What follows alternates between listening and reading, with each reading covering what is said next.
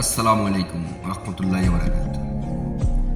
আজকে আমার এই ভিডিওটা এবং আমার এই কথাগুলি সাধারণ জনগণের কাছে প্রশ্ন আমার, যেহেতু আমি ছোট্ট একটি মানুষ, একজন প্রবাসী, কি জানি বলে প্রবাসী ঘরে কামলা, ঠিক আছে, আমি প্রবাসী একজন কামলার প্রশ্ন পুরা জাতির কাছে, সাধারণ জনগণের কাছে, যারা ইন্টারনেট বন্ধ করে রাখেছে, যারা এখন পর্যন্ত আমরা ফ্যামিলির সাথে যোগাযোগ করতে পারি, যারা হয়তো ওই কি বলে ওয়াইফাই আছে, তারা কথা বলতে পারে, আমরা যারা এখন পর্যন্ত ইন্টারনেট, যারা আমাদের ফ্যামিলির মানুষ যারা সিম ইউজ করে, সিমের নেটওয়ার্ক ইউজ করে, আমরা যারা এখন পর্যন্ত কথা বলতে পারি না, ঠিক আছে, তো আমাদের মন থেকে তাদের প্রতি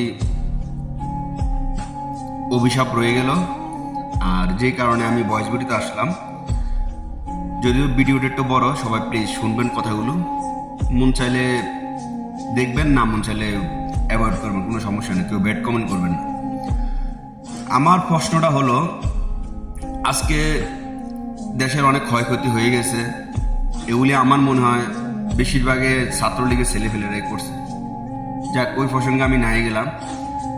এতদিন তো প্রবাসী করে কামলা, আরেক মন্ত্রী ওইটা কইছে বেয়াদবের বাচ্চা, ওই কোন আমলা আমি নিজেও জানি না, ওর ফুল ফ্যামিলি সবাই পড়ালেখা করে হইল আমেরিকা, লন্ডনে। আর ওই আমগো প্রবাসী করে অশিক্ষিত মূর্খ বোয়ালি কলমদার বলছে, ওরা মদের মতন বেয়াদবদেরকে নিয়ে ক্যাব নিয়ে কথা বলে, কিভাবে মানে পার্লামেন্টের মিটে কথা বলে। আমি আমার বুঝ তাহলে আমি জানতাম যে পার্লামেন্ট খুব একটা পবিত্র জায়গা, মানুষে কোরআন শপথ করে কথা বলে, এবং কি খুব চিন্তা ভাবনা করে কথা বলে, হয়তো দু একটা ভুল মিস্টেকও যদি বলে, তারপরেও কিন্তু জাতির কাছে ক্ষমা চায় মিথ্যা কথাগুলির জন্য, মানে আশ্রয় চায় আল্লাহর কাছে। কিন্তু তারা কেমনে পারে এই সমস্ত মিথ্যা কথাগুলি ওখানে বসে বসে বলার জন্য? যাই হোক, ইন্টারনেট কানেকশন বন্ধ করে রাখছে, তাদের এটা ব্যক্তিগত ব্যাপার। এখন তারাই আবার আমাদের কাছ থেকে, প্রবাসী যে কামলা আছে, কামলাও কাছ থেকে ভিক্ষা চাইতেছে। তো কামলারা তো ভিক্ষা অবশ্যই দিতে পারে, কোনো ব্যাপার না। তো যারা তাদের ড্রাইভার ছিল, পিয়ন ছিল, তাদের নাকি উনি পার্সোনাল হেলিকপ্টার, পার্সোনাল জেট বিমান ইউজ করে। তো এখন তো প্রথম তো তাদের কাছ থেকে কিছু নিয়ে আসতে পারে, তাই না? তাদের কাছ থেকে কিছু দাঁড় কর্য করে আনতে পারে। এখন এই স্বর্ণগয়না বিক্রি করা শুরু করে দিছে, আর এতদিন সামনে পড়ে রয়েছে। ওই দিন এগুলি কি হবে বাংলাদেশে? ওই দিনগুলিতে কি করবে? তো আমি যে কারণে কথাগুলি বলতেছিলাম, সাধারণ জনগণের কাছে আমি কোনো ওই রাষ্ট্রপতি, হ্যাঁ সুপ্রিম কোর্টের আইনজীবী, হ্যাঁ লয়ার, হ্যাঁ কাছে না প্রশ্ন করতেছি, সাধারণ জনগণের কাছে প্রশ্ন করতেছি। সাধারণ ছাত্রছাত্রীরা যেখানে মানে হত্যা হইতেছে, তাদের কাছে আমি প্রশ্ন করতেছি, আমরা এখন কি করব?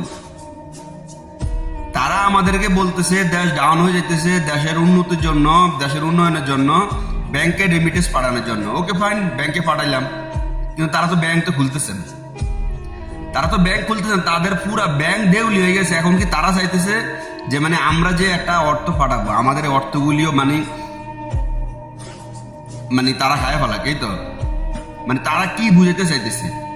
তারা ব্যাংক যখন সচল রাখবে, যখন ব্যাংক চলবে ঠিক মতন, যখন তাদের পুরা ওকে ঠিক আছে, আমরা টাকা পাঠাবো, আমাদের ফ্যামিলি টাকা উঠে নিতে পারবে, আমরা আমাদের ফ্যামিলি খেতে পারবে, তখন আমরা নয় ঠিক আছে বিবেচনা করলাম যে ঠিক আছে আমরা টাকা পাঠাবো। কিন্তু তারা সব ব্যাংক দেউলিয়া কইরা স্বর্ণগয়না দেশে বিক্রি করা শুরু করছে। অনেকে শুনলাম বেলে জুতা বিক্রি করতে লাগছে, যে মনে করে দেশের জোয়ান দেওয়ার জন্য। এখন তারা সব কিছু শেষ করে মনে করছে স্বর্ণগয়না, জুতা পূজা সব বিক্রি করা শুরু করে দিয়েছে। তারা আবার করতেছে আমাদেরকে রেমিটেন্স পাঠানোর জন্য। আমার আসলে মাথায় ঢুকতেছে না। তো সাধারণ যারা জনগণ আছেন, আমাদের ছাত্রছাত্রী ভাইরা আছেন, আপনারা কেউ যদি পারেন এটা এই প্রশ্নের উত্তর দিতে, তাহলে একটু আমাকে কমেন্ট করবেন, তাহলে আমি আর একটা ভিডিও বানাবো, বা মানে আমিও ব্যাংকের মাধ্যমে টাকা দিব, ঠিক আছে? যেখানে ব্যাংকে টাকা ঢুকতেছে না, ব্যাংকে কথা বলতেছে যে ব্যাংকে ঢুকে না টাকা, সেখানে মানে এরা ব্যাংক ব্যাংক ব্যাংক ব্যাংক মানুষের কান জ্বালাফালা করতেছে। আর কিছু বেয়াদবের বাচ্চারা আছে, ও বাপের টাকা দিয়ে আসে মনে বিদেশে, ওরা খালি কয় আমরা বলে রাষ্ট্রদ্রোহী কথা বলি, আমরা দেশের বিরুদ্ধে কথা বলি। ঠিক আছে ভাই, তোরা আমার পন্থা দেখাই দে, আর যদি না দেখা দিতে পারো তাইলে মনে করবো তোকে মারবি তোকে মার হাঙ্গা মনে কর 3 কান 4 কান করে রয়েছে আল্লাহ তোরা উল্টা পাল্টা কথা বললো। হ্যাঁ, ফোনটা দেখা দিবি, কমেন্ট বক্সে সবাই জানাবি।